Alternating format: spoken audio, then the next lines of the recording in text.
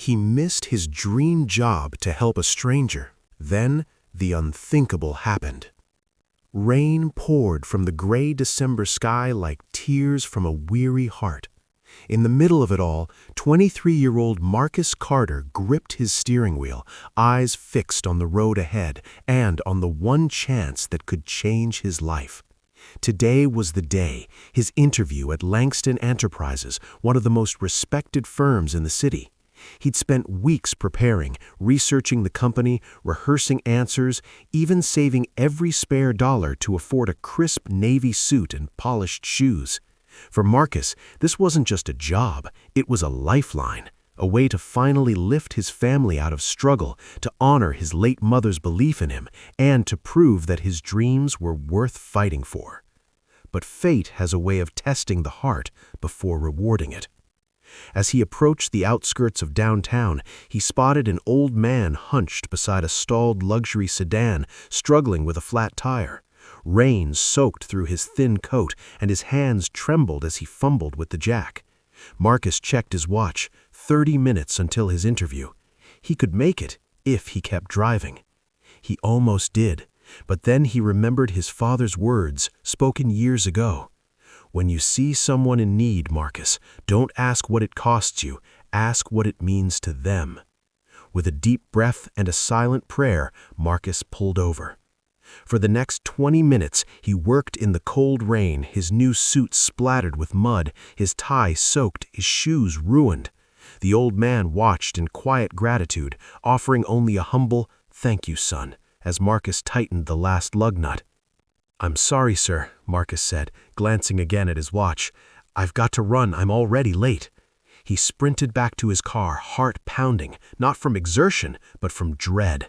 By the time he reached Langston Enterprises, the receptionist shook her head gently.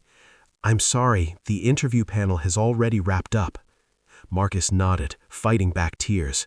He walked out into the rain once more, feeling like the world had just crushed his one shot. 3 days passed in silence. He applied to other jobs, but none felt right. Doubt crept in. Was he foolish to stop? Should he have put himself first, just this once? Then, on the morning of December 14th, his phone rang. "Marcus Carter?" a calm, steady voice asked. "Yes?" "This is Richard Langston, CEO of Langston Enterprises." Marcus froze. "Sir, I missed the interview. I'm so sorry." "Marcus, do you remember helping an old man with a flat tire last Monday morning, in the rain?" A chill ran down Marcus's spine. "Yes, sir. That was me." Silence stretched between them, thick with disbelief, awe, and something deeper, destiny. Richard explained that he'd been visiting the office that morning incognito, wanting to observe the interview process without the usual fanfare. When his car broke down, he never expected kindness, especially not from a young man racing towards his own future. But Marcus hadn't hesitated, and in that moment, Richard saw more integrity, humility, and courage than any polished resume. "I don't just want employees who can talk well, Marcus. I want people who do good when no one's watching. That's the kind of leader we need." He offered Marcus the job, not just any position, but a leadership development role with mentorship, training, and a path to real impact. Tears filled Marcus's eyes. "I accept, sir, with all my heart." What followed was more than a career, it was a transformation. Under Richard's guidance, Marcus grew not just professionally, but as a man of purpose. He launched community outreach programs, mentored at-risk youth, and became known not just for his work ethic, but for his unwavering compassion.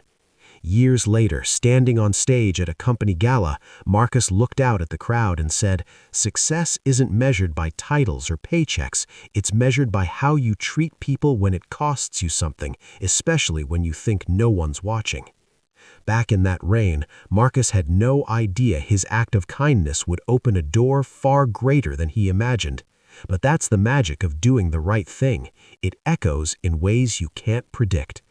If this story moved you, please like, share, and subscribe to ACA Story Tales. Your support helps us bring more stories of hope, humanity, and second chances to hearts around the world.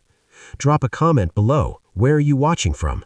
And remember, sometimes the path to your dream begins with helping a stranger. If you felt moved by this story, your support means the world. Please consider sending a star to help us reach our first 500 and keep sharing stories that heal and inspire. Every star brings us closer to building a community rooted in kindness and second chances. Thanks for watching.